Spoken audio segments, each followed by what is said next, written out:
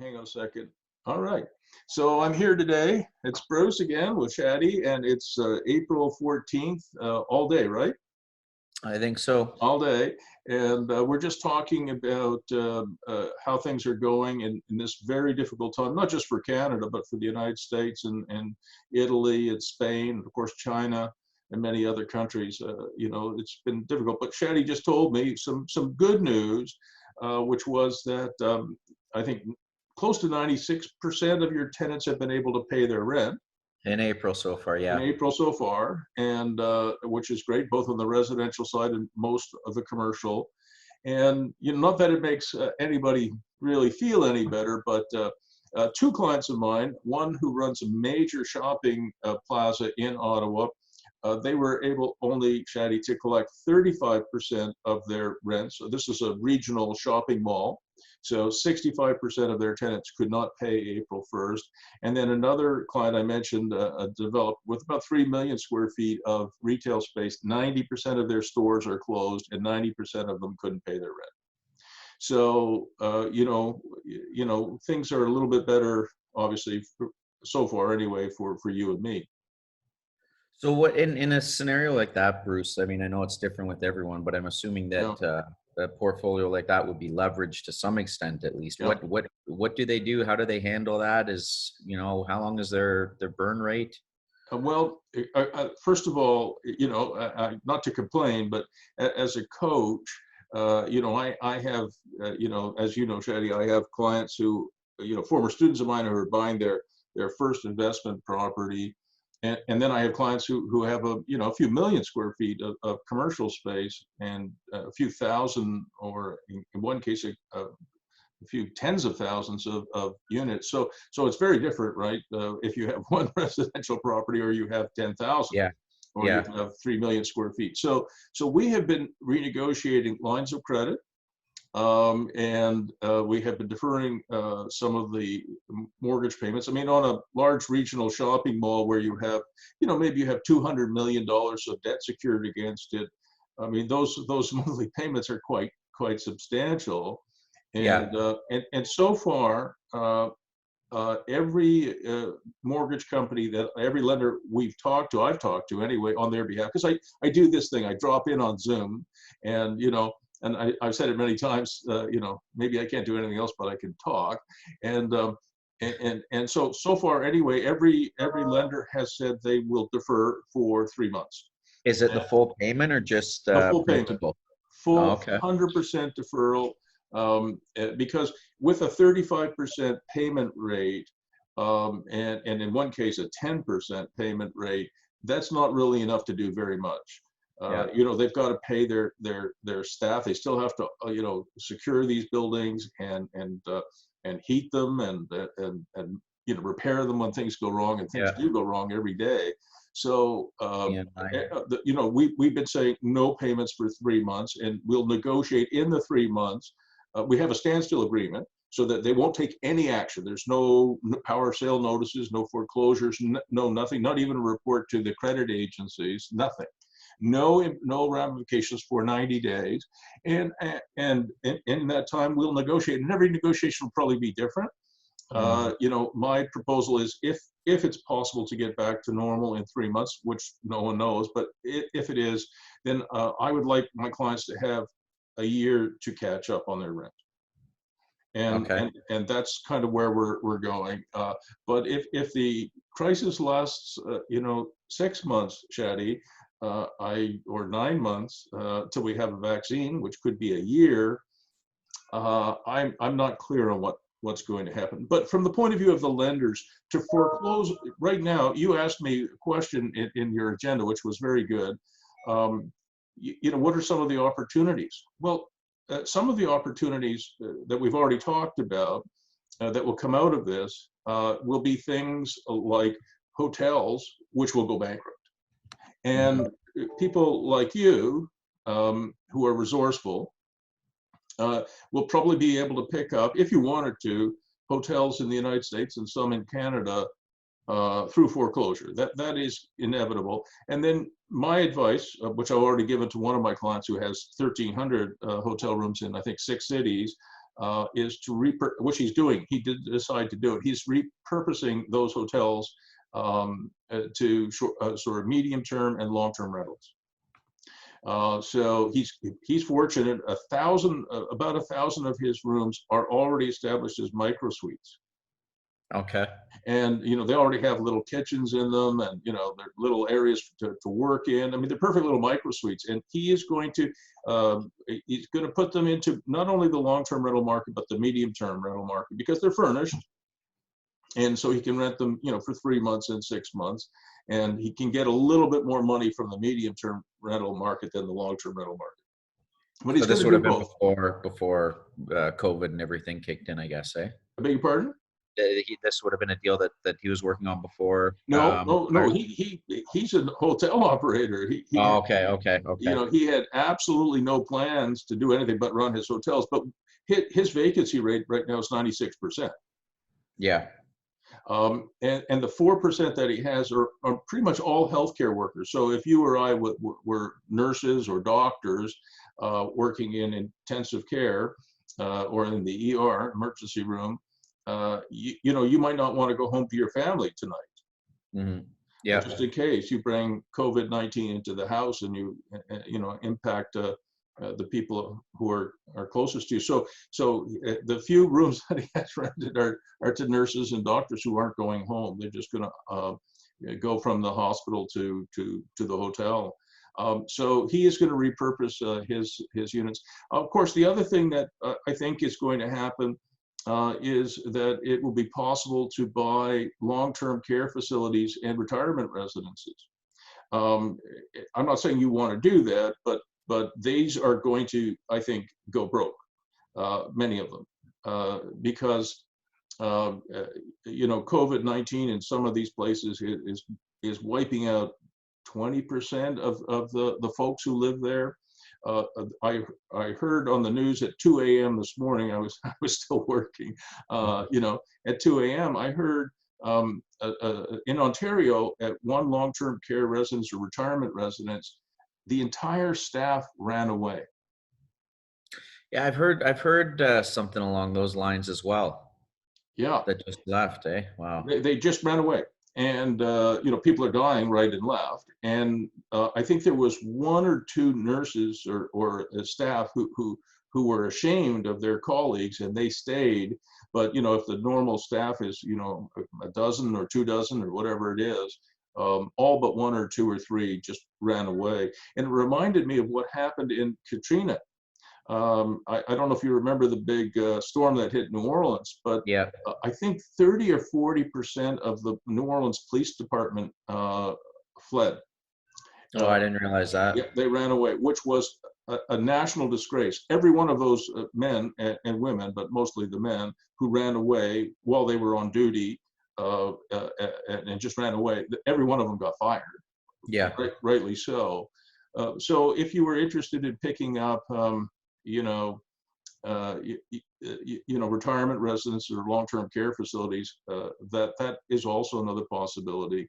And then, of course, I think major shopping centers, I mean, depending on how long this goes on for, major shopping centers and retail plazas might also become available very inexpensively. So in terms of pivoting, I mean, hotels, long-term care, retirement residences. I'm just writing it down so I don't forget for tomorrow, and retail plazas. The other thing that I think will come available very inexpensively over the next 18 months, possibly, are office buildings. And the reason for that is people are going to figure out they don't need them as much as they thought they did. Yeah. So the one thing that I will say on the webinar tomorrow, and thank you for registering for that, Shaddi. The one thing I will say tomorrow is that no one should pick up any assets cheap unless they have a business model going in.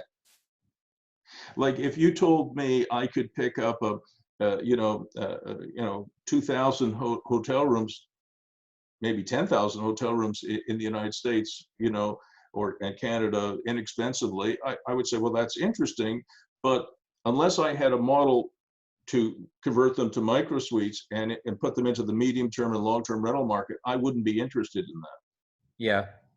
So if you're going to pick up an office building, and we're going to talk about that in our time together today, because you've got 1 Queen Street on the go, it would be on the understanding that I had a business model that I think will work in a new world, because we're heading towards a new world.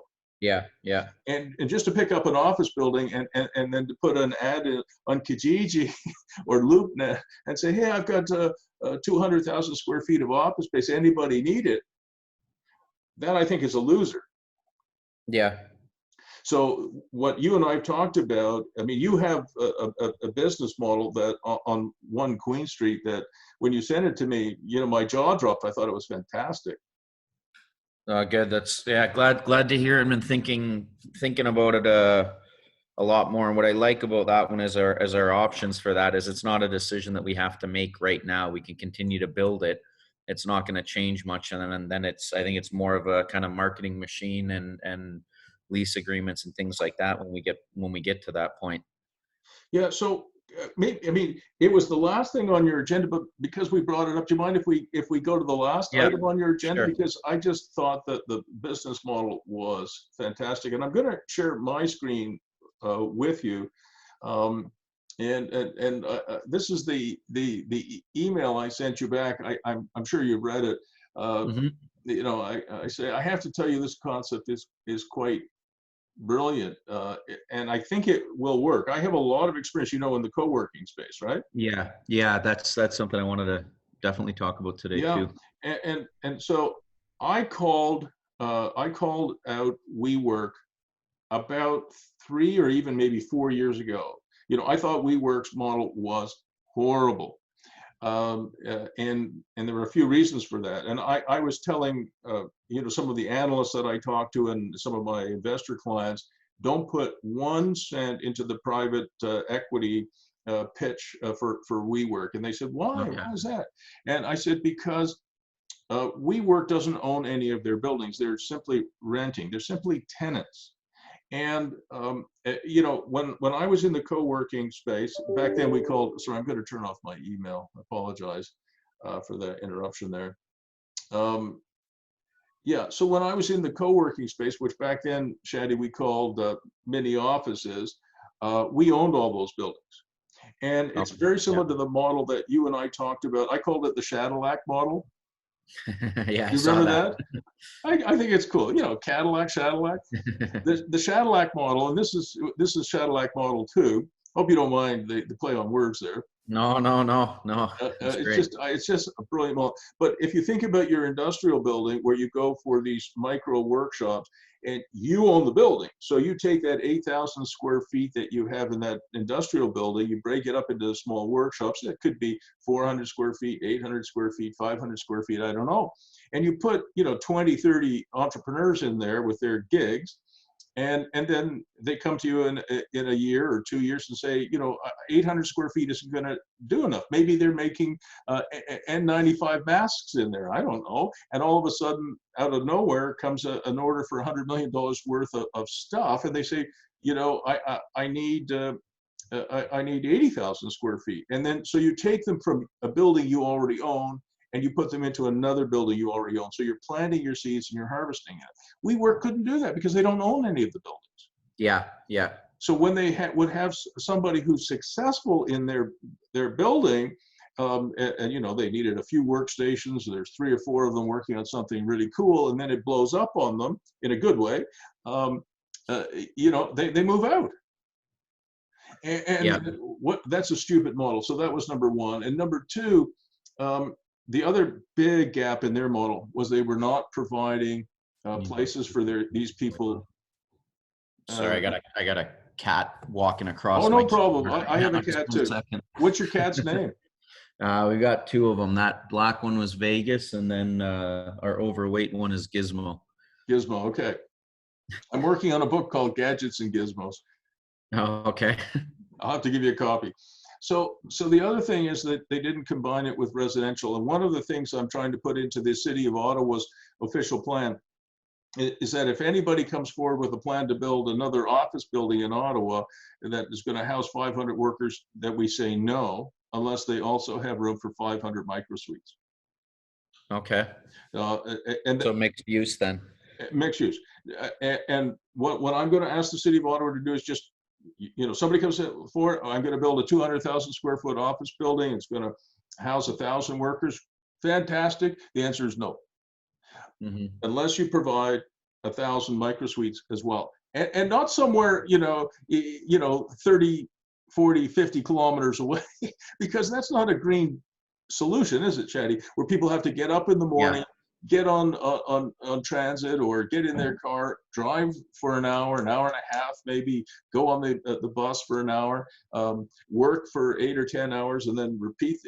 What a waste of human life, and of course, waste of resources. So the answer, what I'm trying to get in the Ottawa official plan, is the answer will be no.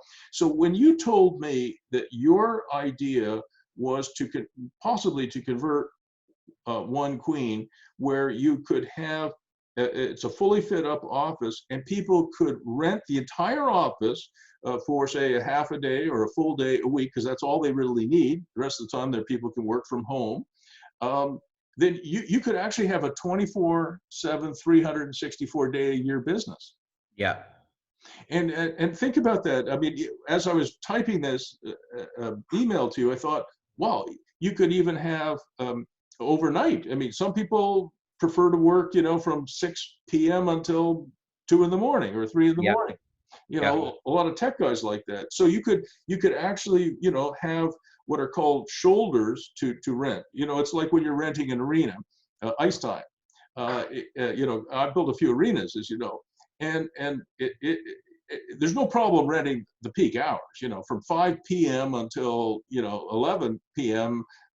All the time during the week. I mean, that's fully booked. But what do you do with the ice at 2 o'clock in the morning or 4 o'clock in the morning?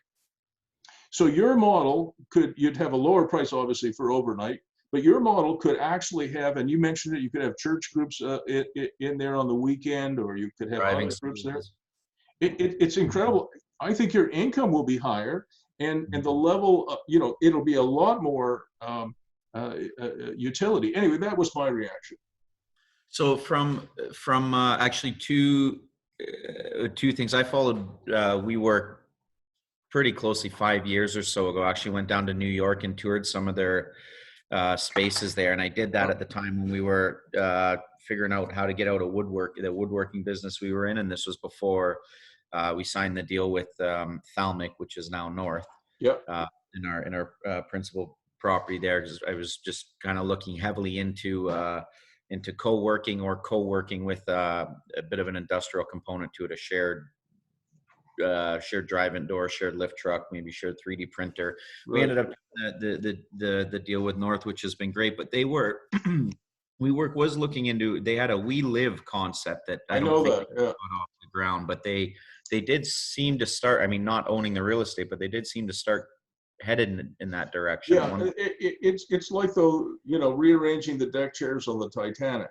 By the time that they I mean, these are smart people. I mean, Adam Newman, who was the founder, or at least one of the founders of WeWork, I mean, he's not a stupid person.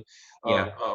All you have to do, and between you and me, Shaddi, we talk to lots of tech guys, and if I talked to Toby Lutke, who's the co-founder of Shopify, and you've heard me say this before. He told me we have no problem getting people to come to work for Shopify in Toronto, in Ottawa, in California, wherever they have offices, but they're really having trouble keeping them. And I said, "Oh, really? Are you not paying them enough?" He said, "Oh, we pay them plenty. The issue that we're having is there's nowhere for them to live.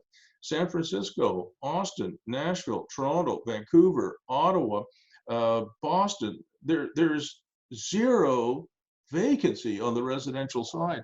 So WeWork has got to have been hearing that from people who show up. Tens of thousands of them show up, and they say, "This is great, except where am I going to live?" Yeah, especially in New York too. Well, not just New York. I mean, Ottawa has 0% vacancy rate. What is the vacancy rate where you are?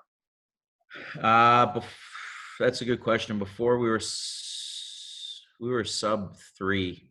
we were below 3. I know that. Yeah, well, 3% is certainly a more reasonable number than, in fact, Ottawa has a negative vacancy rate in the sense that a lot of kids who are not children, they're 30, are like my youngest son is living in my basement. Okay. Yeah. You know, and maybe he would prefer to have his own apartment. You know, Yeah. certainly Dad would prefer that, you know, but I mean, I love him dearly, but still, you know, he's 30, you know, he's a man. And Yeah. but he's living in our basement because there's no place for him to rent. There's no vacancy. And I've told you, when we put an ad on Kijiji for a 1-bedroom unit, we'll have 32 people within 24 hours apply. Same. I feel terrible at you know, there's 32 great young people who need a place, or maybe some older people who need a place to live, and you can't help them.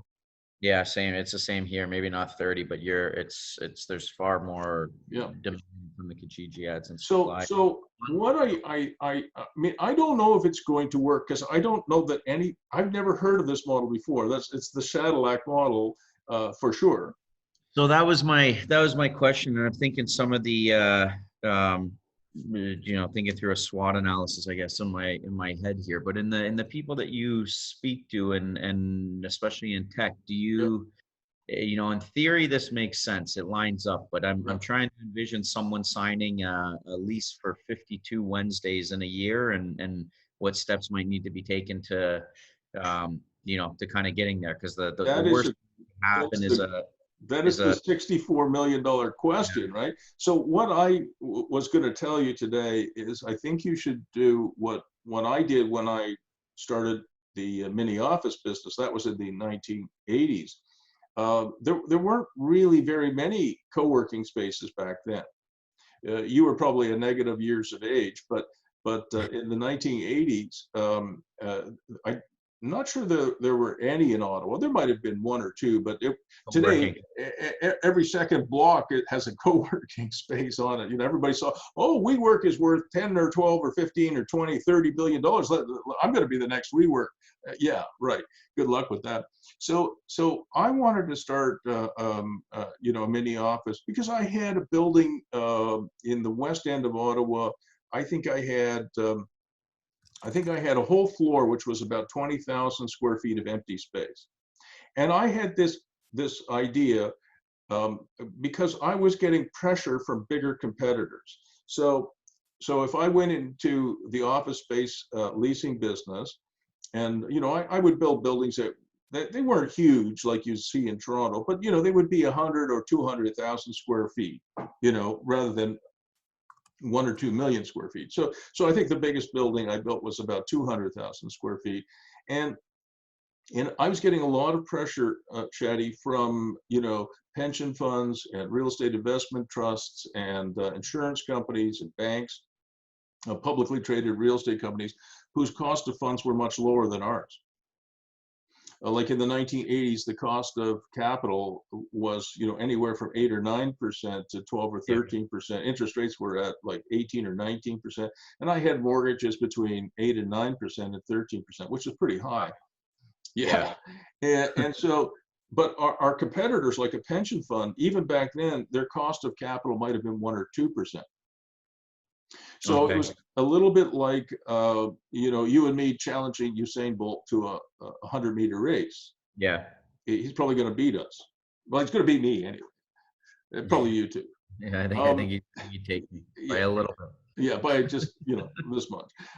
So what I did was I went under the market. I said to my guys, what if we were to take a 20,000 square foot floor plate and break it up into mini offices, meeting rooms, fully furnished. Back then it would have had, you know, fax machines, which was our internet back then. It would have had photocopiers, would have had reception services, would have even had word processing pools, if you know what those are. No, I don't. But they were like typing pools.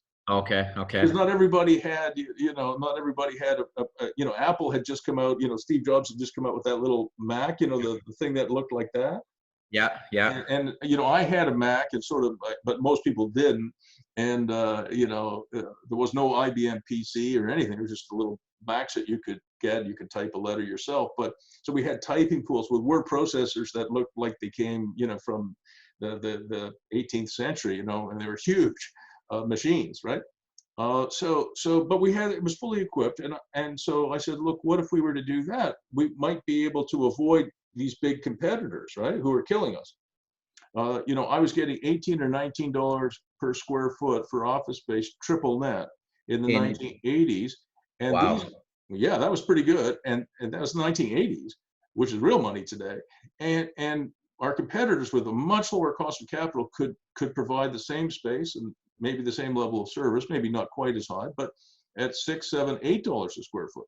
So we were getting killed. So what we did was we broke up the space. But before I did that, I put ads in the local newspaper. Back then, there was no Kijiji, but I put ads in like the local newspaper in the classified ads. And fully equipped office space, you know, move in, be fully functional within an hour. But I was selling vaporware. We didn't actually have them. And we actually had a telephone number and like a tape recorder, you know, where you could call and it would say, "Hi, you've reached Terrace Corporate Centers Limited." That was the name of the company. Nobody's available to take your call right now, but please leave a message after the beep. And so they would leave a message. "Hey, my name is Bill, Bob, Mary, and I need an office. You know, I'm a lawyer. I'm an accountant. I'm an IT consultant. You know, I need an office. Can I come and see them?"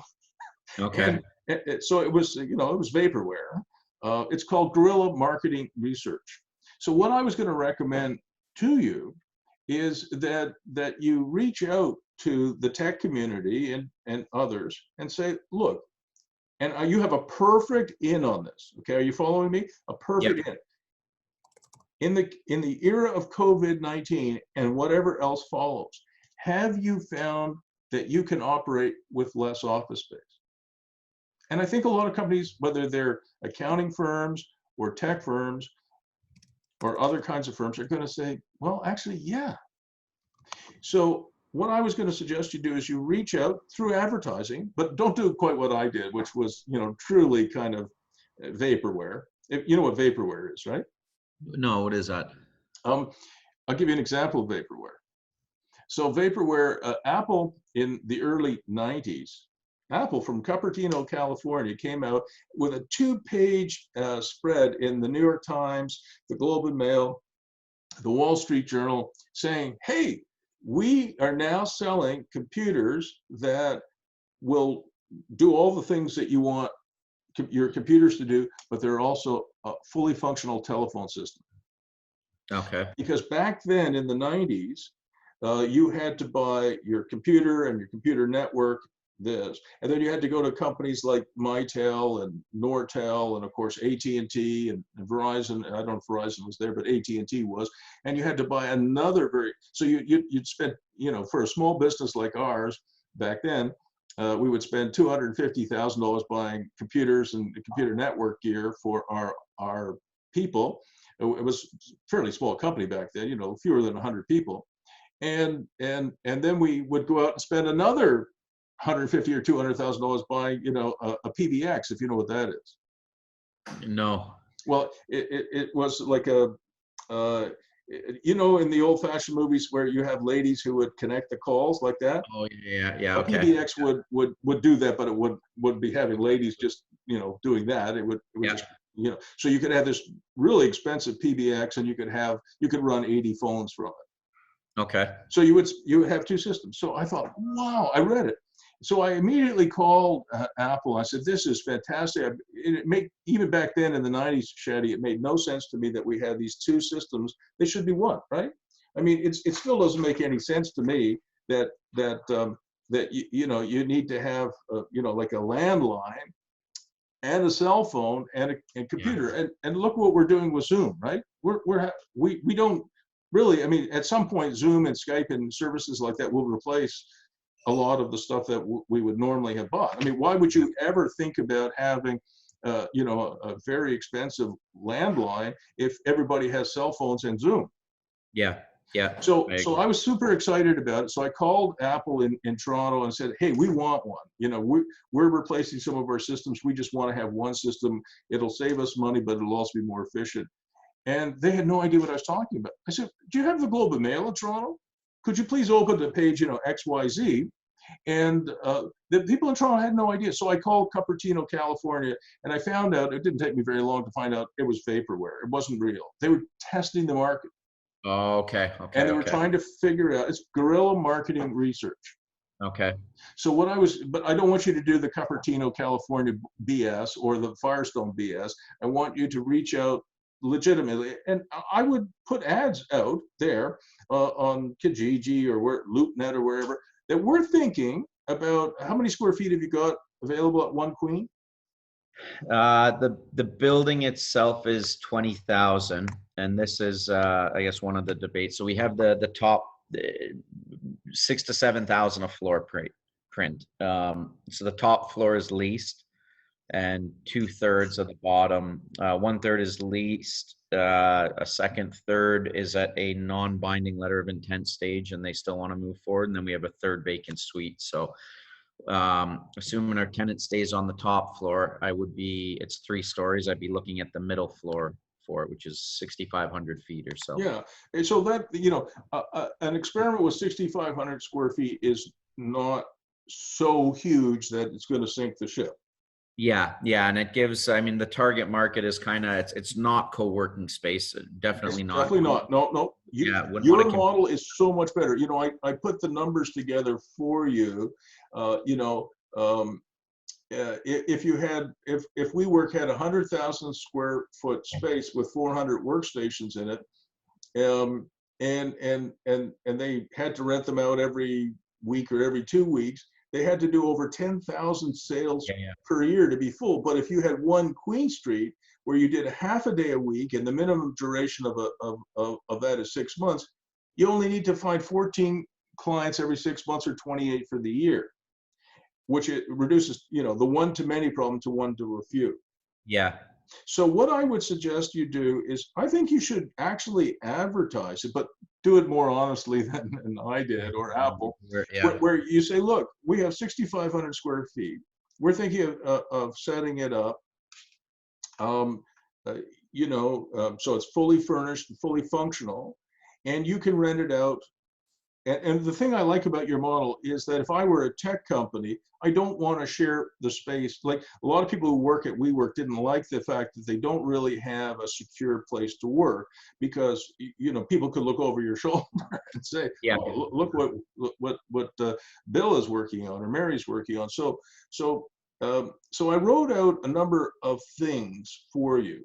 Do you want to reduce your cost of providing office space for your employees? Most people would say yes. Do you think some of your employees, excuse me, should be allowed to do more of their work from home? Yeah, probably after COVID-19, a lot of people will say yes. Do you think do you think it's important to gather your tribe together, your group together, from time to time to promote, you know, synergy and team spirit? Yeah. Do you think most office leases are too long and they commit you for too many years? Yeah, actually I do.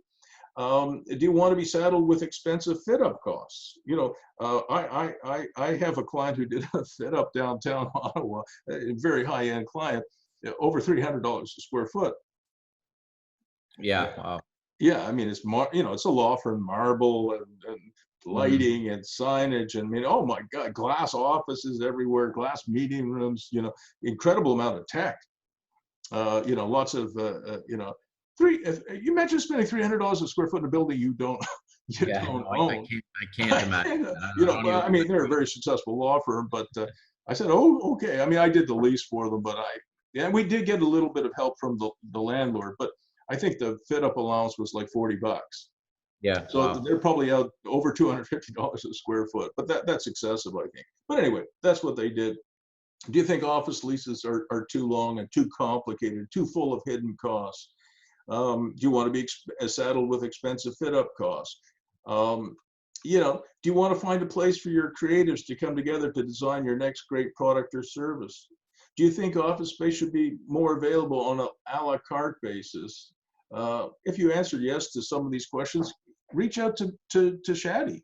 So I think you could use, it's called the Socratic method. It's very effective. And you have those on your email from me. And I think Yeah. you put them out. I would put it out on Kijiji and everything else. And let's say, 10 people say, yeah, I need 6,500 square feet or whatever the number is. And I'll rent it 2 days a week for a year. You might say, geez, that's good. And you might even say, because I didn't think of it until I was writing the email, that you might just want it on the weekends. Mm-hmm. Or you might want it overnight if you prefer working at night. I mean, I would really just go out there and tell people what you're thinking of. And maybe people say, well, this is ridiculous. But if you got 28 inquiries and you were fully subscribed for a year, I would definitely do it. Yeah, it's the same kind of gut feeling as with the little industrial units. Exactly. I mean, you put an ad on Kijiji, you told me you got an incredible response. Yeah. Where, I mean, I've got it up there. I'm still getting probably three, 4 a week at least inquiries right now. Fantastic. So. Well, I know that on the little workshop model, I know it works because I've got clients friggin' in Picton, Ontario. Yeah. Which is like 7,000 or 8,000 people. And they have like, I don't know, like they have like 200 or 300 of these workshops on the old air base. I told you about them.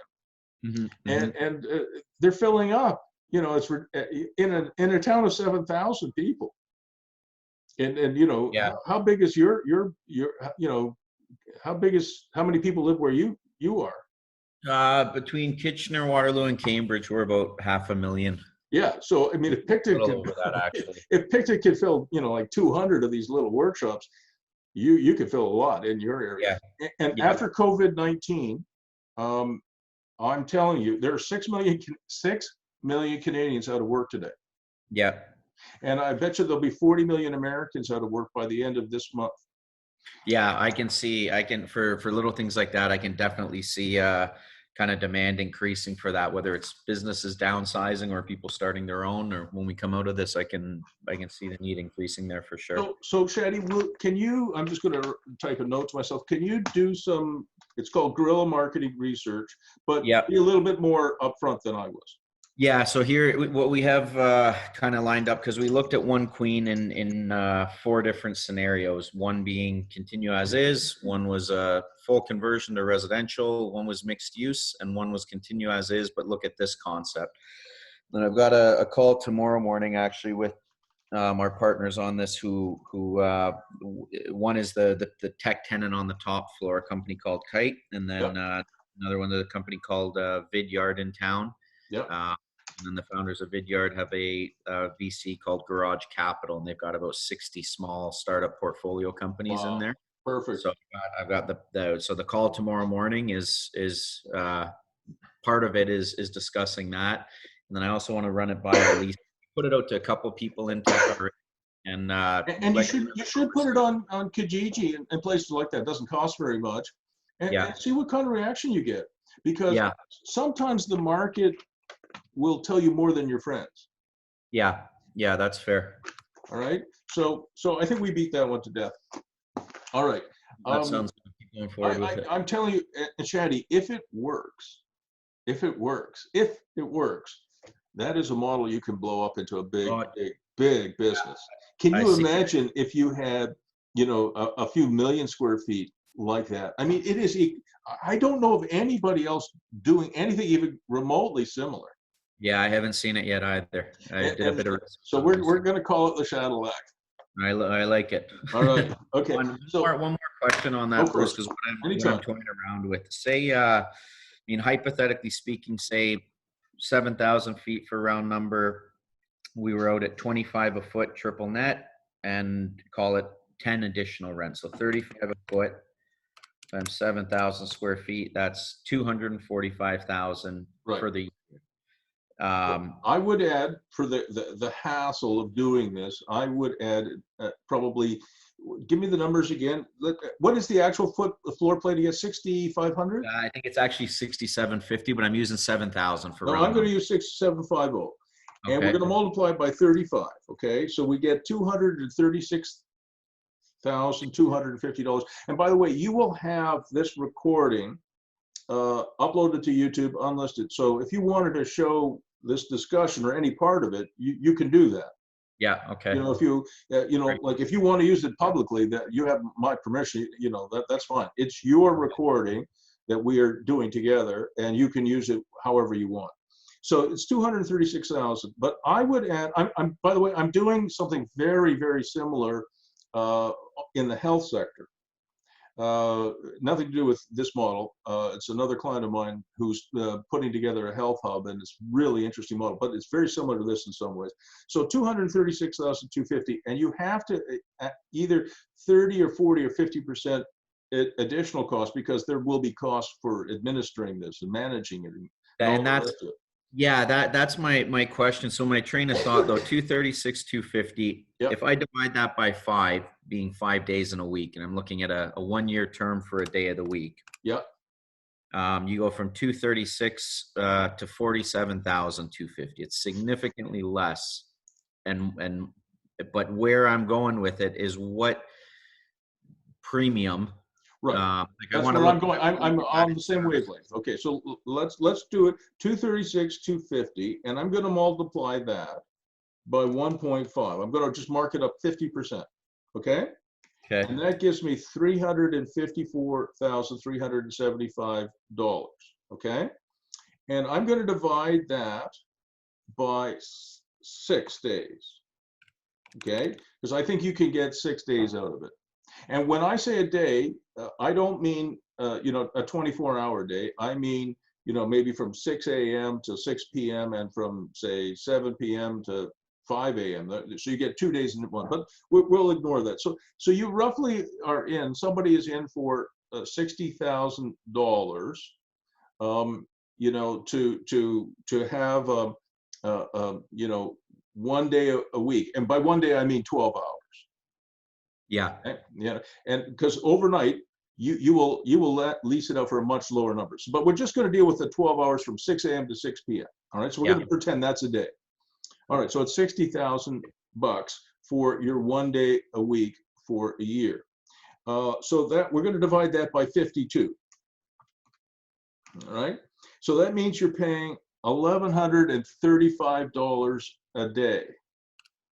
Okay. For 6,700 square feet approximately. Okay. Now, how many workstations can you put in 6,700 square feet? Probably quite a few. All right. So let's just do the numbers one more minute. Okay. So give me a second here. And this is the way to sell it, in my opinion. All right. So we're going to go $1,135 per day from 6 a.m. to 6 p.m. 6 days a week. The space is yours. All right. So $1,135 per day, 6 a.m. to 6 p.m. Now, how many square feet again? 6,750. 6,750. And let's say the average person needs about 250 square feet. The workstation's not very big, but there's circulation space, there's meeting space, there's a reception, etc. So I'm going to divide that by 250 square feet. I get 27 workstations. Okay. So, plus reception, plus meeting area, right? All right. So if you look at it, 1135 a day divided by 27 workers works out to $42 per employee per day. Okay. That is that's nothing. Yeah. Right? Like, what would it cost you to get a workstation that we work for a day? Well, where I would go with well, a lot more than that, but where I would go with that too is part of the strength of this too is as you know, in tech, attracting and retaining talent is a challenge, and it certainly is in Kitchener-Waterloo here. And some of the things that you end up doing, or tech companies end up doing, are unlimited vacation and gym memberships and catered lunches or breakfast or dinners or things like that. Right. So if you're catering lunch 5 days a week at an average cost of $10 per employee per meal, you're spending over $50 there. just in catering alone per employee. You can add, you could add that $10 a meal on for the 1 day a week. You could be at, you're on the same amount there, just that that a company would be spending on food alone for it here. And then the other added benefit is some of these, as you call them, animations, but some of the things I try and do is one of the tenants that's going in as a restaurant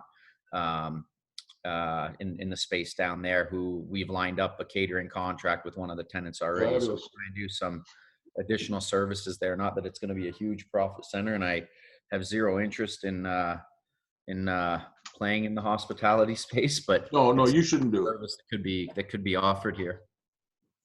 So Yeah, yeah, I like that when you break that down to 42 employee. And just on that question, when I was following along with the math, that works out to about 250 square feet a desk, I think there. Correct.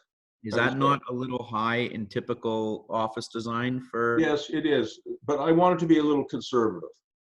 No, I'm this separate topic. I'm just curious what metrics. Yeah, no, I mean, your typical workstation, you know, is between, you know, it's 6 feet by 8 feet or 8 feet by 10 feet. Not just the workstation, but the amount of square footage in a space per employee when you're. Right. So I use 250 square feet per employee. That's my sort of rule of thumb, because you are going to provide meeting rooms. You're going to provide corridors. You're going to provide reception area. You're going to provide, you know, breakout space. And so most people, they go, hey, look, I can get, you know, a 6 by 8 workstation is only 50 square feet. And Firestone is saying 250 square feet. Instead of getting 27 workstations in there, I can get 100. Except when you actually design it, it won't work out. So that 250 a feet, though, that's kind of the ballpark number you use for additional. That is what I use. But you can, you know, your designer, if you get a good designer, he or she can tighten that up. You could get down to 150.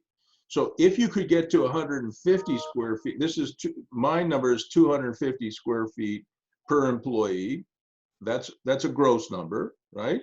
But if you could get it down to 150 square feet per as a gross number per employee, you could end up with, instead of 27 workstations, you could end up with 27 times 250 divided by 50. You could end up with 45 workstations. Yeah, so that's the range, okay? You know, you just, but you need to you know, I worked on the worst case situation, but if you got 45 workstations, then your cost per employee, instead of being $42,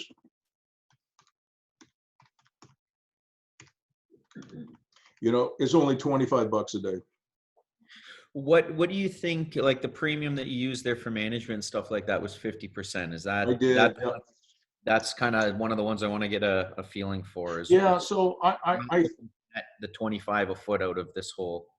Yeah, I think the other thing you have to be very cautious about is your fit up cost. So you've got to look at and make sure, you've got to work backwards, right? So let's say we say 6 days a week, $1,135 a day, and you've got to know what your fit up costs are, and then you've got to amortize that over, you know, probably 7 years, right? So you've got to make sure that you know, that you're going to get, and you should not do all of this work to make $25. You should do all of this work to make a premium. You know, otherwise it's just not worth doing. So it needs more work than what we put into it. But the way to sell it is not to say, listen, if you give me $60,000 a year, you can have 1 day a week. People go, what? I'm paid $60,000 for a day. People don't think about it like that. You can say, look, we can house your employees for as low as 25 bucks a day, and the space is yours. You know, if you need half a day or a day, I wouldn't go below half a day. Yeah, I think my gut says start with the day here and see what the feeling is. Yeah, I agree with that. I think it reduces the number of sales you have to make by obviously 50%. So I agree with you. I think you're on the right track there. But you do need to do some more homework on the numbers. Yeah. All right. Yeah, and you know, don't do a $300 fit up. I mean, some of the WeWork fit ups, they were $300, but I bet you they were 150. Yeah. I mean, you've seen them, right? Yeah. His Adam's partner was an architect by trade there too, and architects Never typically aren't. let those guys loose. Yeah. I would trust you to do a good fit up for $80 to $100, maybe Yeah. 110, whereas an architect would probably be double or triple that. So, I Yeah. mean, the law firm their architect, real. I mean, even they flew to Norway for the sound system. This is for an office space. They put in Oh, for it, wow. three-quarters of $1 million worth of high-end speakers, and so that I mean, the quality is really, it's there. I mean, some of the best sound systems in the world are made in Norway. Anyway, so I think that was a good question, but the way to sell it is per employee, right? Okay. we And we then can we can house you and your company in our Shaddilac space for between $25 and $42 per employee per day. Let us know how many days you need or whatever you need. And if somebody says, look, I'll try it for 3 months, I would say, sure. You yeah. remember my story about the mini office, the mini, the mini warehouse business I was in, the public storage business I was in. And my sole differentiated value was I had no minimum lease terms. Okay. So people would, I mean, for you, a minimum lease term would probably be 3 months, but people would come and say, I only need, a 10 by 10 for, a month. I say, my guys would say, no problem, sure, just sign for a month and you pay $100 and that's it. But give us a credit card. And 2 years later, they were still there because people are a bit lazy. Yeah.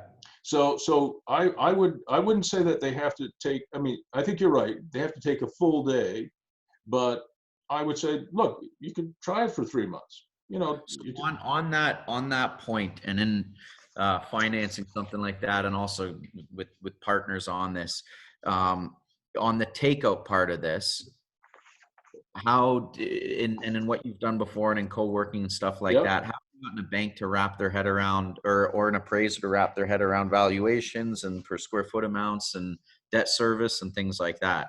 That's So I a see. very, very good question. So I'm going to tell you what we did. So Terrace Corporate Centers Limited was the name of our co-working space, our mini office business. And that's not still around, is it? They call it TCC. Yeah, it's still around. Okay. Hang on a second. I'm sure it's still around. Yeah, TCC Canada. Yeah, it's still here. So it was Terrace Corporate Centers Limited. And when I'll just share my screen with you so you can see it. And when we were getting ready to, bid for the Ottawa Senators expansion franchise, I sold, thousands of acres of land and office buildings and shopping plazas. And this business, I sold too. And look at this, Shaddi. We offer no contract terms, no admin fees. Give notice at any time during the month. So here we are, 30, oh gosh, getting closer to 40 years later, they're still carrying on, the policies I put in place in the 90s, or it was the 80s. Oh, smokes, yeah. So there they are, and it's still the same kind of buildings. And, oh, here's our building, and yeah, it's still around. And we sold that for a very good price, I might add. But all that money went into the hockey team, and then the hockey team went broke. Yeah. I'd rather have my mini office business back, right? Than the hockey team. Than the friggin' hockey team. I think I've told you that the second happiest business day of your life is when you buy an NHL franchise, and the happiest day is the day you sell it. There's another quote about the quickest way to turn a billionaire into a millionaire is to buy a sports franchise. Absolutely. I'm living proof, Shaddi. All right, so here's the argument I had with my bank. I was dealing with the CIBC and Royal Bank. This is in the 80s and still true today. So the parent company was Terrace Investments Limited, all right? And we started the mini office business, and we had two locations, one in a building downtown floors 9 and 10 in Heritage Place, which was a big, tall structure in downtown Ottawa, very nice building. And then one in another building of ours, which was in the West End. So we had, between the two locations, we had 2 floors in Heritage Place downtown and I think 1 or 2 floors in the West End. So I think we had about 164 mini offices, which was pretty big in its own way. And it covered, 60,000 square feet or something like that. Okay. And when we went to our bank, to renegotiate our mortgages and whatever else we needed to do, they discounted those 3 floors, the 2 downtown and the 1 in the West End. And they said, well, we're not going to count those in your income. I said, They just took it right off. They took it right off. I said, okay. What are you talking about? And they said, well, those are all short-term leases, 3 months, 6 months, maybe a year, but where's the 10-year lease? And I said, well, nobody's signing a 10-year lease for a friggin' mini office. I don't think WeWork has any 10-year leases for a workstation. Yeah, well, they've signed their own, which is getting them in trouble, but not for the. Well, no, they have signed 10-year leases and 20-year leases, but their users are not signing those. And I said, well, they said, well, look, we'll count it if you insist on everybody signing a minimum 5-year lease. I said, well, we could insist on that, but we will be totally vacant, and that's not good for us. And I said, well, that's bank policy, bank policy, really. So. I didn't come up with this. I think Cyril Leader, who later became the president of the Ottawa Senators, came up with the idea, or maybe it was Bernie Asher, chief financial officer. I don't remember. And so I think it was Bernie. Bernie went to see our bank or banks and said, what if we were to create a separate company? And that company was to sign a 10-year lease with the parent company. Well, I mean, we weren't BSing anybody. We were saying it would be a subsidiary. Yeah. And then the subsidiary would rent out the mini offices. And both of the banks said, oh, that would work. and I couldn't believe it. I remember I got on the phone with one of our lending managers. And I said, look, we have 164 mini offices. The average occupancy rate has been anywhere from 92% to 101%, 102%. And he said, how can you be more than full? And I said, because what we had to do, they were in such demand, we actually, in the corridors, we would have little library desks so that if somebody was waiting for a mini office, they could just come in and they would have a desk. Remember the little library desks at the university you went to? They were teensy. And we would just put them in wherever, oh, look, there's a corner there, put another desk there, because there's so much demand for what we were doing back then. So we would get to 103, 104%. So I said to them, at sometimes we would have, between the mini offices and those little library workstations, and then of course you have people who would have virtual offices, right? They would use it for mail or package delivery, or they would have like a mailbox.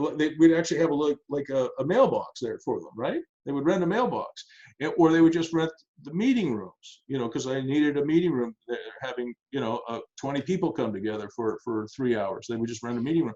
So we would end up with 500 or 600 clients. And what I said, look, if you have a 200,000 square foot building, we had a 200,000 square foot building, half of it leased to Nortel, and Nortel went bankrupt. And so all of a sudden you have 100% occupancy, and all of a sudden 100,000 square feet is empty. You're now down to 50%, and that really hurts your cash flow. But if you have 500 clients, 164 mini offices, maybe another 20, people with the little library workstations, and then you have a few hundred people who have mail plans and other kinds of plans, and one of them cancels, you go from 500 clients to 499, your cash flow hardly changes. I said, It's actually a better model. And you the bank are actually safer. Residential style apartment building model. It's the same thing if you own 500 units or 352 units and one person leaves, you don't want them to leave, but if they do, you're down to 351 or to 352.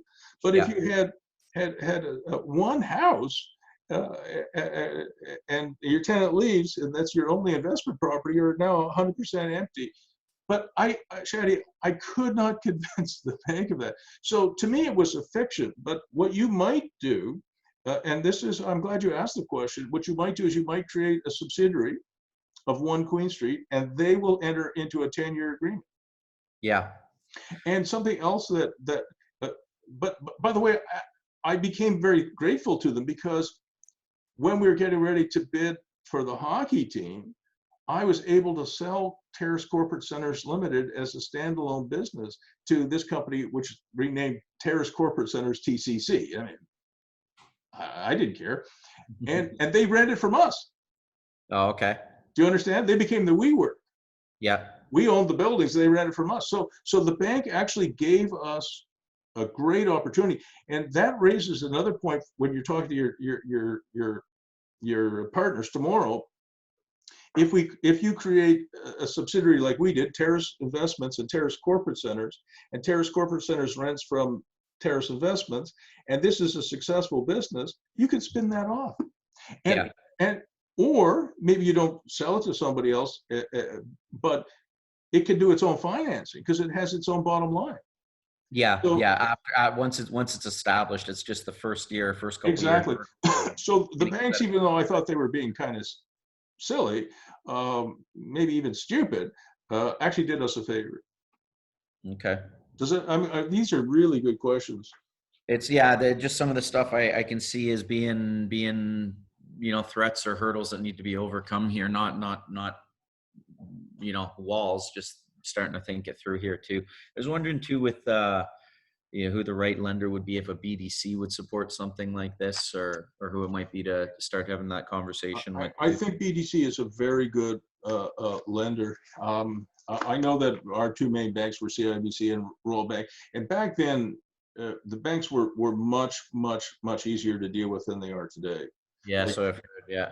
I mean, if I were doing Terrace Corporate Centers today, or mini storage or any of that, I definitely would not be dealing with any of the chartered banks. They're closed for business. Yeah. But Yeah, a lot. BDC is a good idea, and there will be other lenders that are interested in this model of yours. But I think you just made it better. All right. Are there any other questions on that before we move on? There will be. This is gonna hopefully become. But holy smokes, good questions. You're using the Socratic method on me, and Okay. you're improving the model through that. That's exactly how Socrates taught. And you just reversed you turned the ray gun around on me. Okay. Yeah. The only thing I'd ask too is in your travels, Bruce, if you don't mind running, without giving it away too much, running the idea besides some of the companies that you're dealing with and things like that too. I'm just exactly like you're saying. I'm looking to hear from kind of the horse's mouth. I think absolutely. I think the tech companies especially, but not just tech companies. I'm telling you, I think accounting firms, law firms, a lot of the big office users after this are, I deal with a lot of law firms. I mean, it's such a good model, but I think this is your model, and I'm not really comfortable talking about it because I have, coaching clients who are really smart, and if they, and some of them are really big companies. There's some really small companies too, but there's some really big ones that if we were to tell them this model, especially now, they might steal it from you. Yeah, no, I'm so I'd rather see, I have a lot of confidence in you, Shaddi. I mean, I've gotten to know you a little bit, and I think you're going, in another decade, you're going to run a really big business, especially with the kind of creativity that you're bringing to things. So I have to be careful because my client base would be all over this. There's probably half a dozen companies that could absolutely implement this, and think about how much of office space in Ottawa, Toronto, in Los Angeles, in other places, San Francisco, and other places where I have coaching clients. Think about how much office space is going to be vacant. Yeah. So if I were to ask them what do they think about this, they might go, "Oh, this is great. I'm going to try it." And then the cat's out of the bag. I think you should. I think Kitchener, Waterloo, Cambridge will be all over this. I'm very confident about it. But you don't have to spend any money. You're gonna have to spend some time and maybe a small amount, a few hundreds of dollars, but you will get an answer, I think. Yeah. Yeah, I'm definitely, well, putting some time in. I'm going to keep it up. I have, my gut feels good about this. This There's is times office that space were as a service. at me. You know, I Yeah. saw those initials in your agenda, OSAS. I thought, what the hell is that? And then I realized, oh yeah, that's the Shaddilac model. Yeah. Office space as a And, service. you know, it's such a good idea. Like it really is. I think this will work and work big. All right, can we move on? Yeah. Yeah, for Okay. sure. And listen, you know, I'm only a text or an email away. Yeah. And as I said, after we're done, I'm going to upload this right away to YouTube, and it'll be available to you in the morning. Okay. Sounds good. So if you want to, if one of your partners has an hour he wants to waste, he can watch us talk this thing through.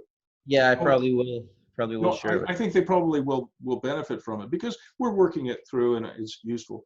So I wanted to talk to you about the Palladium, the Canadian Tire Center, and how we set that up. It was something you asked me about. Can I ask Yep. a quick favor? When you upload it, do you mind uploading the beginning section we just talked, maybe both of them, the whole video and just the beginning section that we talked about, so I can just share that office space as a service one if I Well, need to? unfortunately with Zoom, they don't really allow me to do that, to Okay, break so the it's not, video up. not a big deal. You could start the video on YouTube at any point, but you know, you would say, look, you can watch the first hour and 10 minutes or hour and 15 minutes, and you'll get more information about this model than you ever thought. But you and I have worked through the entire model now, even Mhm. including this Terrace Corporate Center thing, et cetera. So you know, you could just say, look, you're going to have to watch an hour and 15 minutes. But if they're really committed to you, and I'm sure they are, and their minds are inquisitive like yours is, they're going to watch the whole hour and 15 minutes. You know, Yeah. this is an important decision because if it works, you and your partners can blow this up. Yeah. And it's an hour and 15 minutes. All right. So I want to talk about the Palladium. So after this call is over, I'm going to send you, maybe I've already done it. You tell me if I have, but I'm going to send you the book I wrote about the senators. It's called Yeah. Don't Back Down. Did I send it to you? Yeah, I do have that. I'm not through it yet, but I do have that one. Just All double right. check. So in there, there's a whole story about the Palladium, Canadian Tire Center, and the Sky Dome. So I just want to walk through this because this is really important. And because we're recording this so that you know you don't have to make notes. If you ever need to refer to it, you can. So Sure. this is a project that at the same time that Ontario was building Sky Dome was originally budgeted for at $150 million, and the government of Ontario, the final number was $650 million.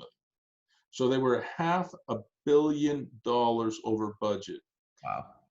Meanwhile, in Ottawa, we wanted to build the Canadian Tire Center, and we budgeted $240 million, and we said it would take 32 months to build. We brought it in for $236 million, so $4 million under budget, and we did it in 28 months instead of 32. So we were 4 months shorter and $4 million under budget.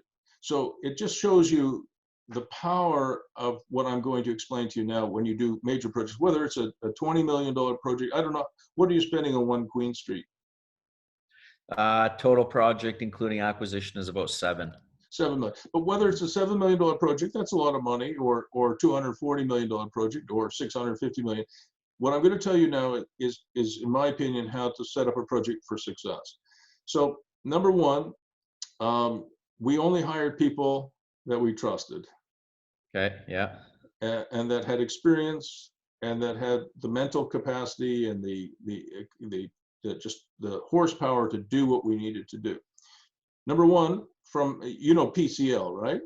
Yeah. Yeah. I've actually done work for them in the past. Yeah, they're a fantastic company. They're employee owned. They're based out of Edmonton, I think.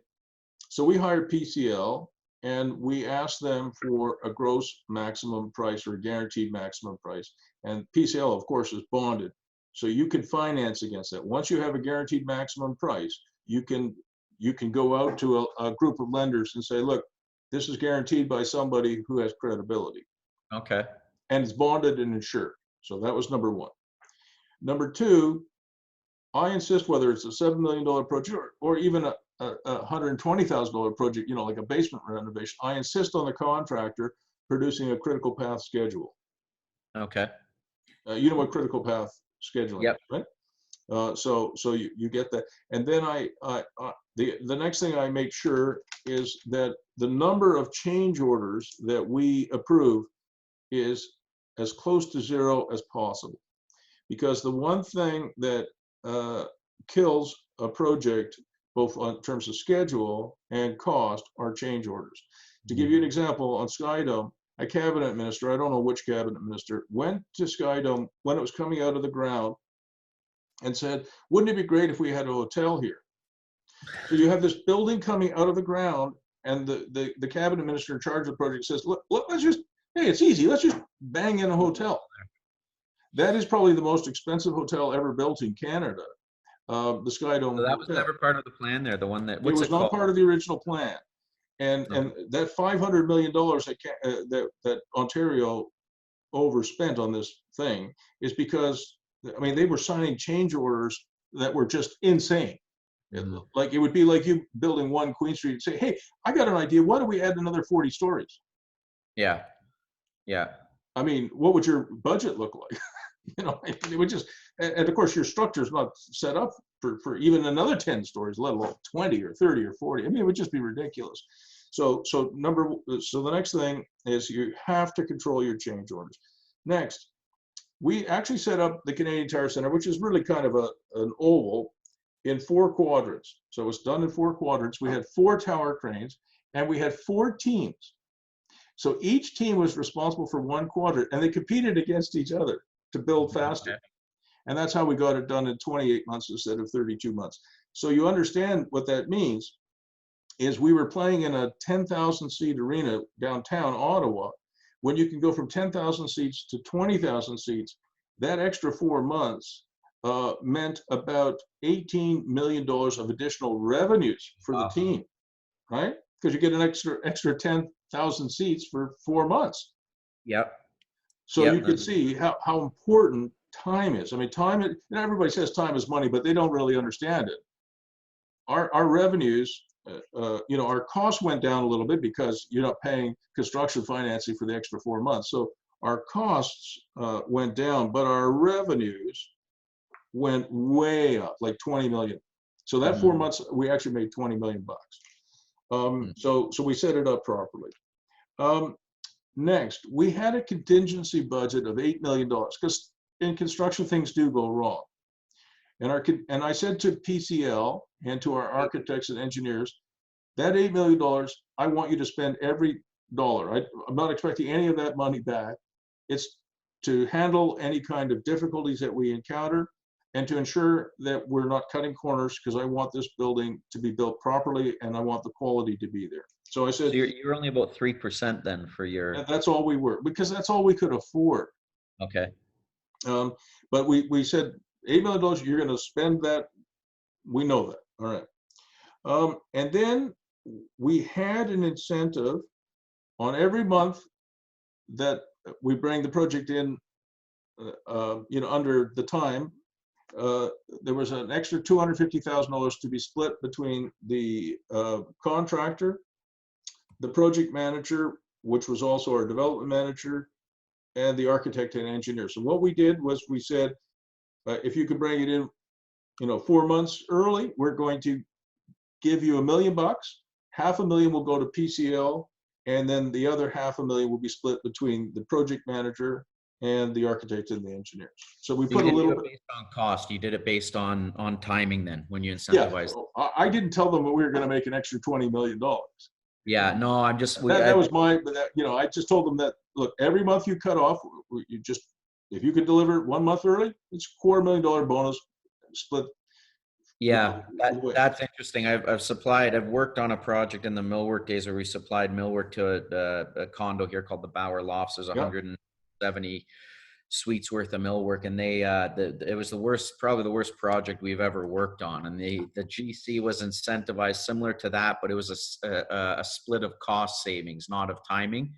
And you just ended up, you ended up on one of the worst teams on a job site I've ever. Yeah, that's too bad, Shaddi. But for us, you know, this was really important.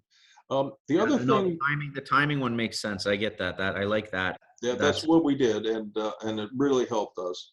And they were competing, and there was a lot of pride in this, and it was really fun. I mean, it yeah. wasn't all fun. I mean, you know, a lot of work, but it was great. The other thing that you already confirmed in an email to me just before we started this meeting was that you put you put your general contractor, your project manager, your architect, and engineers on fixed price. Yeah, yeah, fixed price and then on the drawings, then contracted min after is hourly. So what we did was, I don't know if you can see it, but this is a table here, okay? Okay. I made sure that right from the start, the general contractor, the project manager and development manager, the architect, the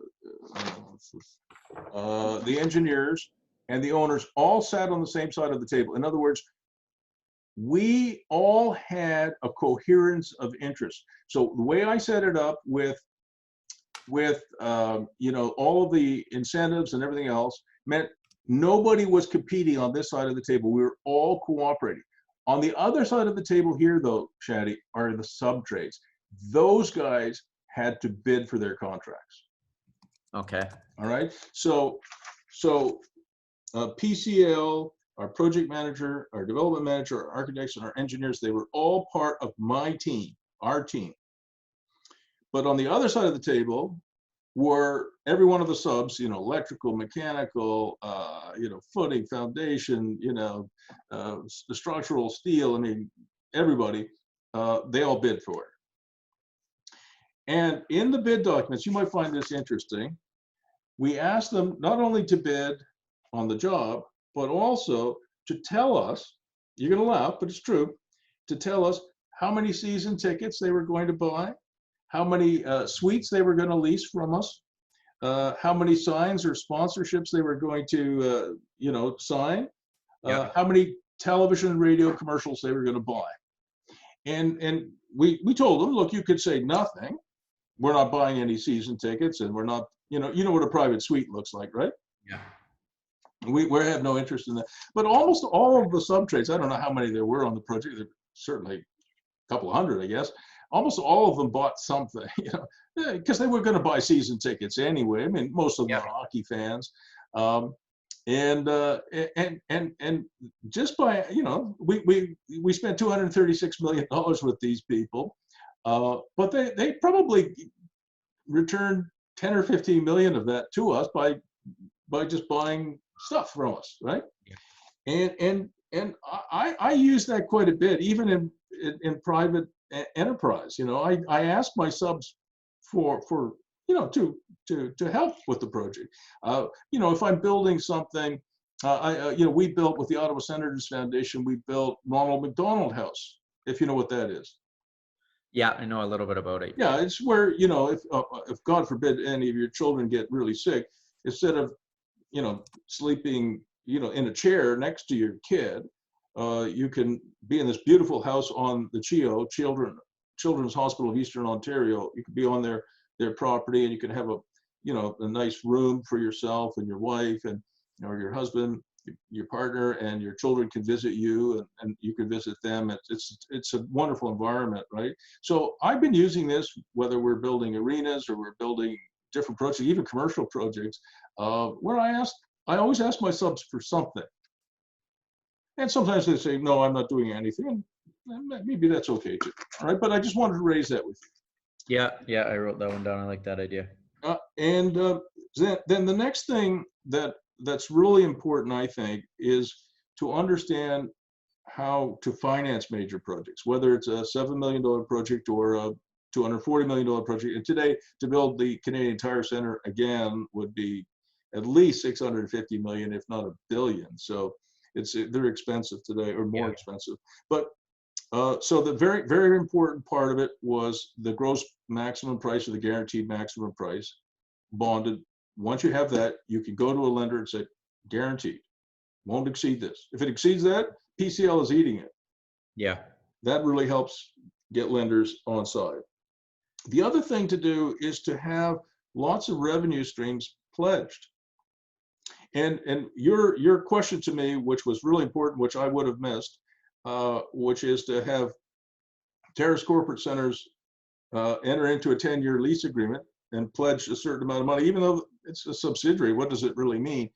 Having leases in place, you already know this, can really help you. Yeah. Because what lenders will then look at is they're not just, financing Shaddi, they're financing Shaddi and Shaddi's clients who might have as good or even better credit rating than you do.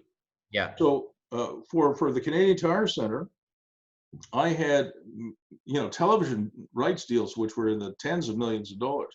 I pre-leased 100 suites at $100,000 each for 10 years with major companies like Bell Canada, Royal Bank of Canada. So I had $100 million of pledged income that I could say to my lender, hey, I'll pledge these, Yeah. and Royal Bank, with all due respect, and Bell Canada have a better credit rating than Bruce Firestone, right? Yeah. Yeah. So Fair. having a subsidiary that enters into a lease with one queen for 6,750 square feet on this Shaddilac model probably will help you. So that's what we did with the project at the beginning here, and how the kind of partnership worked out. And it before it waived conditions, actually had the building 100% leased. It's fantastic. One of the tenants and partners was unfortunately had to back up. We have the one, but it's a world of difference. But it's really important to have, and even those sub trades, they really came to the party, where they were leasing suites, and they were I want signs in the building, and those signs are expensive. A sign on the outside of the Canadian Tire Center facing Highway 417, is $750,000 a year, and there's lots of them. So having your sub trades help you out. Sub trades, you probably know this. Sub trades sometimes have more money than general contractors. Yeah, for sure. The plumbers that you and I know have more money than God. Yeah. Right? No, I know what you mean. And I mean, and a lot of the electrical contractors, that I know, and the HVAC guys I know, they have real money, and sometimes they can really help you. And if it was a commercial building, you can always get something from them. For example, you could have on your in your lobby, you could have a wall of fame, and you could have the name of your each of your contractors, and they could pay $1,000 a year for 5 years, saying, built by, Bill Abrahams Limited, built by, Acme Concrete, and believe it or not, in some of our commercial buildings, we have, I could show you some, where we name corridors after our companies. Okay. Even within the co-working space that we were talking about, or in your case, the Shaddilac space, you could have a corridor, and that could be named, what's the big accounting firm where you are? Who's a big accounting firm? We've got Deloitte and KPMG. Right. So you could have, maybe it looks kind of silly, but inside your Shaddilac space, I don't even know what else to call it, where you have a bunch of workstations, I'm just going to draw it for you in the simplest possible way. So, this is your floor plate, and you've got these workstations, and these are your corridors, right? And we would actually, in our co-working spaces, in our mini offices, we would have, Deloitte Street, KPMG Street. That's interesting in this model for sure, because you're going to have, it's not one company. You're going to have multiple touches walking throughout there and constantly changing, in a 300 in a 1 year period. And everybody really, even the tenants liked it, and we would call them the meeting room, the KPMG meeting room. A lot of law firms will call it, they'll name their meeting rooms after prime minister, the Pierre Elliott Trudeau, the Robert Stanfield. I'm very commercial, I have to say, and I would name my meeting rooms after my sponsors. So another revenue source, which I didn't tell you about in in the co-working world, which WeWork didn't really get. By the way, they missed that one too. Are naming rights. Okay. Yeah. Where you name your meeting rooms, you name your corridors, and it's quite a bit of money too. All right, so Okay. that's how I organized the Palladium, which is what it was called back in the day, Canadian Tire Center, to deliver a really good product. And I am quite proud of the product. There were a bunch of new lenders. Eugene Melnick, who is the current owner of the Ottawa Senators, had to refinance the building about a year and a half ago, the hockey team and the building. And he had a group of lenders from the United States come to Canadian Tire Center, and I took them around the building because I probably know the building better than anybody else alive today. Yeah. Certainly, at least one of the people who knows it best. And they were really, really genuinely generous, and they said, because this is a group that does arena and stadium lending. They've done it all. They've seen the new Jerry Jones Stadium in the AT&T Stadium in Dallas, which is really fantastic. I don't know, it cost them a couple of $1 billion or something. Yeah. But they said this building needs a little bit of work here and there, some updating. But this building is as good as any building in the National Hockey League today, and it's 25 years old. And they said, this is really, really outstanding work. And I'm going to tell you, just because we're talking about it, that I did and we did some things that were very innovative. Like if you look at the Canadian Tire Center, we put the building halfway into the ground so that half the people go up and half the people go down. When you enter. Okay. And if you look at, say, Madison Square Garden, it's way up in the air. So 100% of people going to Madison Square Garden have to go up, and 100% when they're leaving have to go down. In the Canadian Tire Center, we can exit. If the Senators are playing the Maple Leafs in the playoffs and the Leafs beat us in overtime, that building clears out in 6 minutes. I'm not kidding. Wow. Okay. We can exit 20,000 people in 6 minutes. But it's because we did this. But when we did this, Shaddi, this is a little bit more complicated. When we did this, we were able to put all of our services at grade.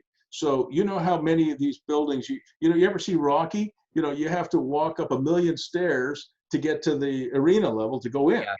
Yeah. By sinking the building in, we made the building more human scale, and so people could just walk in like this. So thinking about hang on a second, wait, one more point, and then I'll let you have a go. Okay. So when you do that, though, it means all of your restaurants, all of your merchandise shops, all of your services, like the YMCA, and the Sens merchandise stores, and all the pubs and restaurants can be at grade, and they're double loaded. It means they have a door that opens to the outside and a door that opens to the interior corridor. Okay. So it means that even when the arena inside is dark, your restaurant can still have people coming and it's busy. Yeah. So we double loaded all of our and so our rents from our commercial space at the Canadian Tire Center are much higher than many of the other arenas where your restaurants, your bars, your merchandise stores, when there's nobody in the arena, they're closed because they're inside the arena. You understand? Yeah, I see what you mean. So there, when it comes to designing a commercial building, we did some things with the arena that were unique, and at least at the time. And so these people who came and looked at the building said, this has stood the test of time. Sorry, I cut you off. No, I was just, so the arena I've been to the most is, and I am still just taking notes here too. I know it'll be recorded, but the arena I've spent the most time in would be Air Canada Centre or Scotiabank Arena now in Toronto. And thinking about it now, that's a somewhat similar design where you go up and down when you walk in, correct? Correct. Okay, I haven't been to the one in Ottawa yet, but I can picture it through. Yeah. When you mentioned that. So and I can tell you when you build a commercial building, this is incredibly stupid the way a lot of, let's say you built a big office building and you have an internal food court. How stupid is that? Yeah. You should take that food court, put it on the ground floor and double load it. Mm-hmm. Right? Yeah. I mean, every mega mall uh, like if I were to build a mega mall, trust me on that, it would be exactly like that. I mean, your food court you'd have these wonderful food services, many of them very fantastic, but people walking by could go into the store and buy a nice meal. And people who are inside, working in the mall or in the office tower above could also do it. You would really improve um, the street frontage, right? Because you give life to the street, but you would make those businesses so much more successful. Yeah. And I helped Mike Eisner, who was then the CEO of Disney, with the new Amsterdam Theater in New York, in Times Square. I did a little bit of work for Disney back in the day, and they were doing the new Amsterdam Theater, and they had the Disney store on the 3rd level inside the building. And I said, are you kidding? There are 30 or 35 million people walking by Times Square. Let's take the Disney merchandise store and put it on the ground floor. And, Yeah. and so people on the inside who are watching the Lion King play or something like that can buy Lion King music and merchandise, but people walking by will buy the stuff too. 35 million of them. Yeah. So these are the things that you have to know as the owner. And what has always disappointed me and my clients, Shaddi, is how few architects know anything about this. Okay. In fact, zero. Yeah. Architects they just don't know it. Mm-hmm. Can I give you one more example? Yeah, for sure. Are you getting tired? Are you okay to No, go no, on? no, no. I'm good. Okay. My one, I had my one screen just died on me here, but I'm good. Okay. So, so what I was going to say is, I coach a young man. He's also a former student of mine. He's an architect. His name's Eric Rossman, and he is very successful. He's still in his 30s, but he does, I think, almost all of the architecture work for Chartwell. Okay. Chartwell's pretty big. Yeah, the retirement home. Right, exactly. And so I coach Eric, and Eric does the work for Chartwell. And so what we did was we changed Chartwell's pro forma. All these retirement residences, almost all of them have, beautiful lobby, a dining room, their offices on the ground floor, and then they have their suites above, right? Their retirement suites above. And I said to Eric, this makes no sense. Let's take that lobby and shrink it drastically, from a football field to just enough to get in the door. And let's take the offices and the dining room and other facilities and put them in the lower level, in the basement. At grade, what we did was we made all of those at grade suites, retirement suites, for go-go retirees, so that each one of those suites, again, was double loaded, so that your grandfather could go into a suite and he would have, he would have a parking space out front. He would have a little garden. He'd have his own door, and window and door, and you could come and visit your grandfather, park your car there, sit outside, have a little barbecue with Grandpa, go inside his suite. But on the other side, inside the corridor, a nurse or anybody else could access it. Yep. When we introduced that concept, it's very similar to what we did with Canadian Tire Center. When we introduced that concept, Chartwell said, "Oh, nobody will ever rent those. There'll be security concerns, blah, blah, blah." And when they built the first one in Quebec with that design, what do you think happened? They probably sold out pretty quickly. They were the first to go. Everybody raved over them. Most of these places, by the way, are rented not by your grandmother or your grandfather, but by the daughter or the granddaughter. Yeah. My grandma, bless her soul, thinking back about that now, was in a double loaded unit like that. You could access it from coming in from the outside. She had a little patio, and then same thing. So the first one they Chartwell did, they had I think 24 of these double loaded suites. They got $5,500 each for them. So I think they had 24 times 5,500 times 12, which is, I don't know if you can read that. 154, yeah. And you multiply that by about 0.5 because they have very significant OPEX, right? Because they got nurses, et cetera. So Yeah. they ended up with a net operating income on those, the ground floor of about that. And Chartwell's cap rate is about 3.25. So you divide that by 0.0325. It means that Eric was able to show Chartwell that every time they did this, he could add $24 million to their stock price. Wow.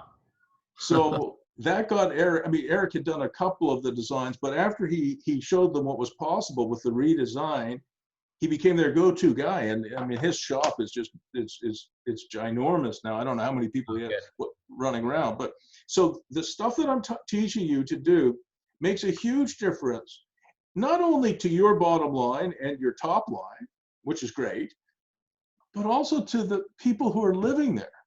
Yeah. Would your grandmother have preferred to be on the 14th floor in a room that was big enough for a cot, no kitchen in it, a bathroom, a TV, no balcony, windows that open like this? Or would you prefer to be on the ground floor, you know, with this double loaded condition and be able to get outside? Yeah, it's much more like qualitatively, it's much more humane too. 90% of the time when I would visit my grandma, I'd be knocking on an outside door, not walking through a retirement. So do you have pictures of that?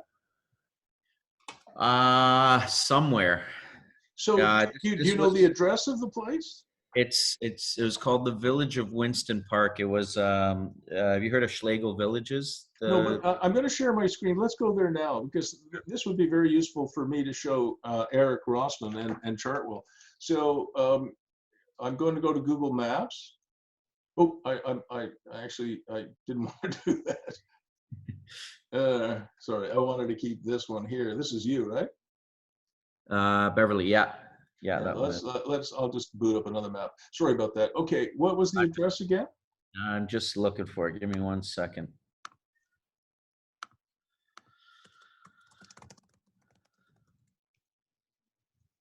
It is 695 Block Line Road, Kitchener. Can you spell that for me? BLOCKLINE. There it is. Road, you got it? Yeah, let's go look at it. Wow. So this is it here? That is, so give me a second. Let me get my bearings here. Go right down the street. That's it, but that was the dementia ward. So if you go right down the street and left at that intersection. Wow. Yeah, it gets. Is it this place here? Yeah, you can see, and then so around the right side of that building, you can see some of the double-ended units, but around the right side of the building was where the parking lot was, and yeah, so left down that street now, or straight. So yeah, another little further down.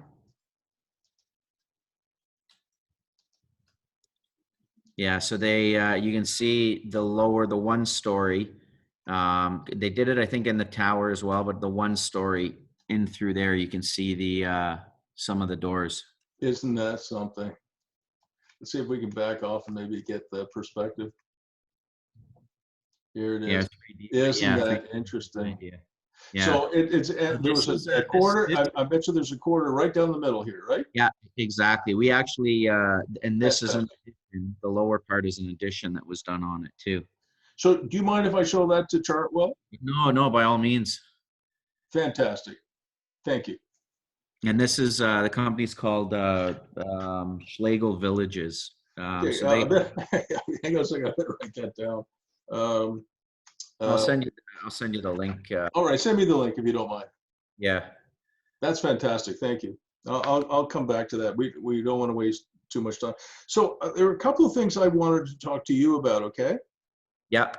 So can you see on my screen here something that looks like it says pivot? Give me 1 second. You sending me the link? Yeah. Before I forget. No, I appreciate it. I do the same thing. Yeah. It's called Touch Paper Once. Okay. Have you ever heard that? No. All right.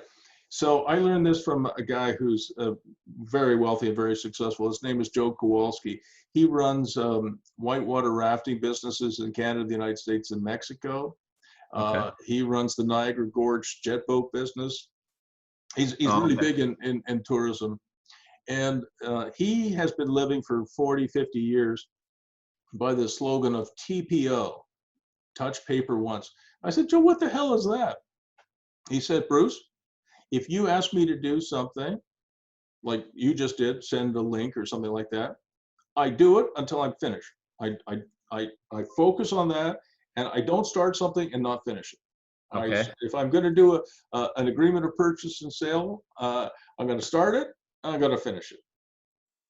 And if I'm working with Shaddi, I'm going to start it and I'm going to finish it. After we finish this call, I'm going to save that aerial photograph and the link that you're sending me. I'm going to upload this video to YouTube. I'm going to touch paper once. In other words, you're going to touch that thing and you're going to finish it, and that's it. It's done. And he said, if you do that, it may seem like it takes you longer, but over a lifetime, your productivity will be much higher. Yeah. And, Okay. you know, young people think that, how old are you now, Shaddi? You're 35. 35. People your age and younger think that people my age are useless. I mean, I'm not saying you do, but a lot of people think that old people, they're useless. But you know, a lot of my students, they listen to music, they watch TV, they're doing Facebook conversations, they're Instagramming, they're tweeting, they're doing their homework, you know, they're smoking weed, they're drinking beer. And, oh, I can do it all. And you know what? Yeah. They do garbage work. And for the young people who work for me, you know, so I got some young people in their 20s and 30s who work with me. I tell them, that's not going to work with me. Turn the fucking music off. Excuse my language. Turn the friggin' music off. Leave the beer and the weed for later, and touch paper once. Just focus. And I can get much better work out of people, whether they're 25 or 35 or 75, if they really focus. And anybody who's a coder, well, you know how a lot of coders have headphones so that they can zero in and they can zone in? Yeah. A coder will tell you it takes him or her 45 minutes to an hour to really get in the zone to start producing really good code. And they want to stay there. Sometimes they'll stay there for 18 or 20 hours in a row. They Yeah. don't want you to come by and say, how about the Maple Leafs? Hey, how about Austin Matthews? That breaks them out of the zone. Yeah. So touch paper once, it's an important thing. So can I tell you about Pivot? Yeah. Yeah. Please. All right. So I'm going to send this to you after we finish. I woke up about 3 days ago, and I was really worried about 6 million Canadians and, like I said, about 40 million Americans who have lost their jobs. And I taught entrepreneurship at the Sprott School of Business and the Telfer School of Management for many years. So I decided over the weekend, I'm going to bring it back. I'm going to update it. It used to be called entrepreneurial culture, but that's a 90s and the early 2000s thing. I'm going to call it Pivot. Turn yourself into a gigpreneur. Start your own business in just 3 months with practically no money down. And I'm going to, in May, June, and July of this year, I'm going to teach people, I'm going to charge them almost no money. They're going to pay something, but not very much. I'm going to charge $100 a month plus HST for 3 months. And I'm going to train however many people, whether it's 10 or it's 30, I don't know, however many people or 50, however many people want. I'm going to turn them into stark, staring, raving, fanatical entrepreneurs.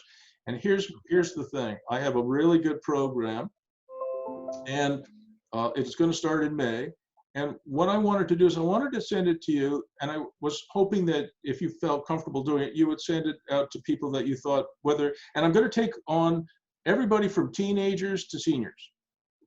You have to be 16 or older, but you know, I mean, I'm not going to take on 15-year-olds, they're too young, but 16, 17, 18, no problem. I'm going to take on teenagers, and you could be in your 40s, 50s, 60s, 70s. I don't really care. I'll take on all comers, but here's the catch. In that 3 months, you have to start your own business. Okay. Okay. That's what I call a personal business for life. Okay. Okay. Okay. And so you will have, and this will help your tenants, many of whom have lost their jobs. So you've got 44 tenants. If you want to, you can send it to them. I mean, everybody has $100. You know, if you can't find $100, well, you're not much of an entrepreneur to begin with, right? Yeah. But Yeah. I'm going to send it to you, Shaddi, and I'd like to get the word out if you want to do that. Anybody, it could be your I don't care. It could be your grandmother building an Etsy store. Sure. I'm good with that. You know what Etsy is, right? Yeah. Yeah. I do. Okay. And I just want to, I'm going to show you one that just because it's fun. I'm going to have some guest lecturers. This is one of my former students. His name is Ryan North. And Okay. uh, No, Ryan, I think you mentioned him. I think I have. Yeah. Ryan North was an IT guy. I mean, he's like 6'8" or 6'9", super bright. And he started this silly dinosaur comic back in, like, it's got to be 15 years ago. Yeah. And he's made millions of dollars from this little business he started. So whether you're starting an online business, I don't care, a t-shirt business, an Etsy store, or you're going to be the next Shaddilac, I'm going to teach these people for 3 months for $100 a month to turn people into gigpreneurs. And I'm going to send you that if that's okay. Sure. Yeah. There's definitely some people I can think of to share it Yeah, with. and like I said, it could be your teens or 20s or 30s, and I don't care. It's Your not grandfather. necessarily real estate related then. No, it's not. I mean, I'm fine with real estate. If people want to, you know, come up with a real estate business model, I'm certainly going to cover that. Mhm. But, you know, it could be a tech business. It could be a service business. I don't care. But you cannot sign up and not start a business. Okay. Because the only way to really learn business, other than having great teachers like maybe you or me, is to actually do it. Do you help them define or refine the idea a bit as well? Absolutely. Okay. The number one thing, as you know, I start with is a business model, Mhm. right? I mean, for example, some of my former students, one of my former students started, again, about 15 years ago. He licensed movie posters. You know, all the B films from the 1950s, like, yeah, you know, The Swamp Thing. Yeah. Yeah. You know, the lady from the Black Lagoon, or the creature from the Black Lagoon. He actually got a license from Hollywood, and for the 1950s, you know, and he started framing these, and you could buy them. And today it's a $3 million a year business. Wow. Really? Another former student of mine started Canvas Pop. You can take the crappiest Facebook photograph, you can upload it to Canvas Pop. They'll process the image, and they'll put it on a piece of canvas, you know, and frame it and ship it to you, and you just hang it on Okay. your wall. Okay. And that's a 20 or $25 million a year business now. So Wow. all of these students started in my class. You know, some of them now 20 years ago. Grade A techs started in my class. Matt LaFrance and Alan Gosson started Grade A techs, which started out as at home or at your place of business computer repair. And they've got 103 employees now, you know, and do 30 or $40 million a year. So you know, I've taught these people, and I'm going to bring them back, or some of them, as guest lecturers, and I'm going to train people to have, because I really believe, especially after you know, my youngest son lost his job, right? And I Okay. want to turn the next generation into gigpreneurs. This might be the last chance I get to do it. Then never a better time than now. And It's there's never a better time than now. So I'm going to send that to you as well. yeah, please do. All right. So we didn't get to do everything on your agenda today. I hope you're not disappointed. No, today was a bit different. We spent most of the time on the most important part right now for sure, which is I hope so, because there were other things that you wanted to talk about. I wrote it all down. We were going to talk about submetering. We were going to talk about 139 Beverly, 134 Sydney. You said you were going to send me the lease, but I don't think I ever saw it. yeah, I haven't got that over to you yet. That's sitting Okay. on the screen here, but not So completed can we yet. just kick those down the road a little bit? Yeah, sure. There might I might if it's all right, follow up with an email on a couple of them with some No of the problem. And don't forget, if you need me to jump on a Zoom call at any time, you know, for 15 or 20 minutes, you just reach out to me. If you're having some difficulties with maybe your partners and they have some questions, you think I can just let me know, and we'll do a Zoom meetup for 20 minutes and see if I can help. Okay. Yeah, yeah, sounds good. I appreciate that, Bruce. All right. And I must say, I really enjoyed talking to you. I hope you enjoy this as well. Yeah, yeah, I have. Thank you. I appreciate that. Looking forward to keeping going. And I know this past month has obviously been a tough one, and maybe not out making the moves that we or typically would be, but definitely see value in it. Want to keep it up. Thank you. And I'll tell you something else. The people who will be the most successful in the next decade are the people who are doing the preparatory work that you're doing now. Almost everybody will start to head for their basement and pull the covers, you know, over their head. And people like you and me and the people I coach are not going to do that. They're going to prepare for the next 10 years, and they're going to take advantage of tremendous opportunity. Yeah, that's the word. We will get out of it. I've you know, obviously I'm sure of that. I've been saying it to a lot of mortgage clients, but I'm more focused on looking for opportunities right now than hiding from what's out there, for sure. I agree with that. And we have a lot of smart people on this planet, and they're going to have a vaccine. It might take another 12 months, but we will have a vaccine. We are going to defeat COVID-19. We are definitely on top of it. The whole world is looking for it right now. I'm going to bet We're going to get it done, and Canada is going to be just fine. But the people who are getting ready, you know, it's like you'll hear me say it tomorrow. A famous race car driver said, when there was a bad crash on the course, everybody eased up. Not him. Yeah, yeah. All right. I'll see you soon. All right. Take care. Good talking to you. Good talking to you.